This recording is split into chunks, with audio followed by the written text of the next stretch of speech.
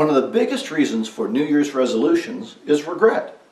We regret not having gotten as much accomplished in the last year as we had planned to, or the last 6 months, or the last 3 months, or whatever time period you choose. We just haven't gotten as much done.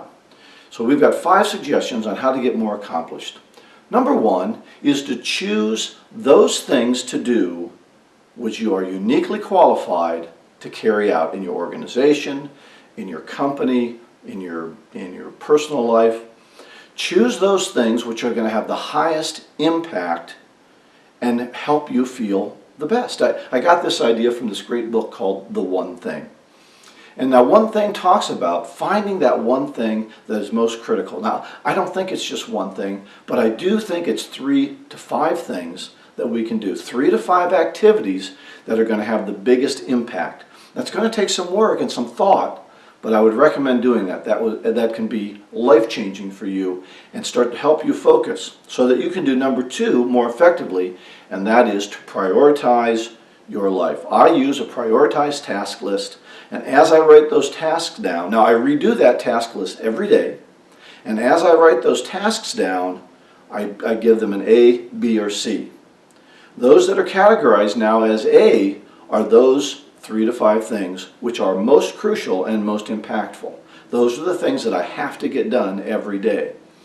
The second area, B, the B activities, are things that are crucial to be done, but I really should teach those to someone else so that they can do those things and I don't have to do it. Or maybe I buy that service, but I shouldn't be spending my time there because it's not most impactful.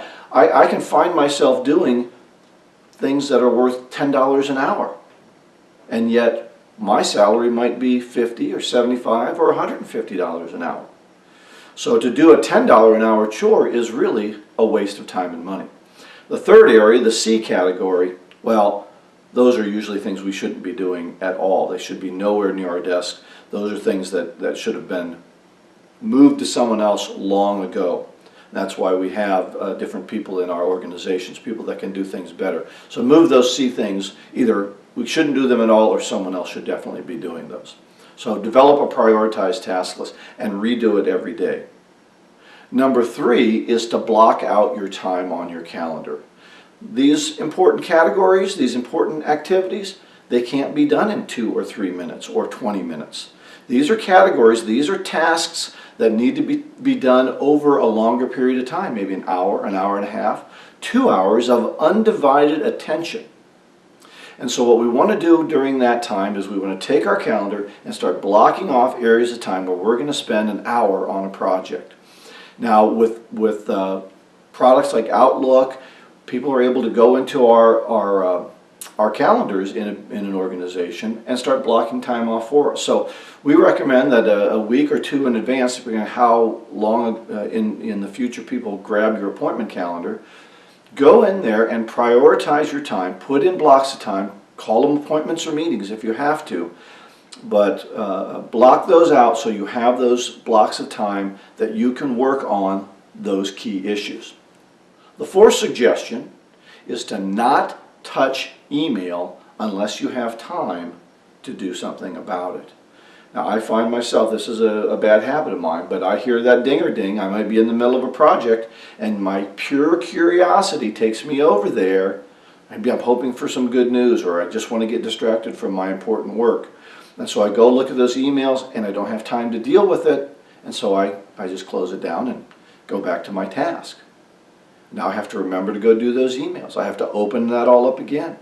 So our recommendation is don't touch emails unless you're going to take the time to deal with those emails. Now if you have emergency situations, you're going to have to make a judgment call on that. But in most normal situations, hold off on looking at email until you have a block of time where you're going to deal with your email. Maybe you deal with email 4 times during the day. To have it on and running all the time just breaks your concentration. And then the 5th thing that's important for you to do is to clear the clutter on your desk.